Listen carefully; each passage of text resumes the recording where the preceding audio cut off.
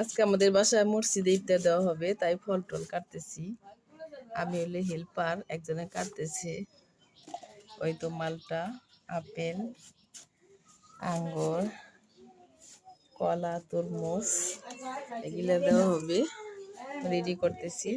আমি এখন শরবত বানাবো।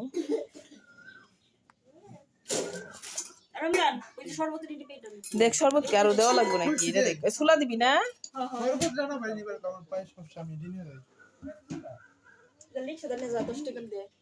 রিক্সাতে নিলে তো সব একসাথে কে এত রিক্সা নেওয়া লাগবে? কে হাতে হাতে লই যাও, সব তো লই। এত বড় জাপি তো নাই।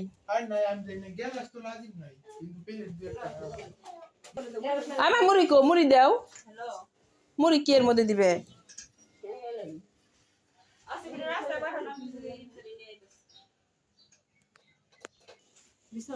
হ্যাঁ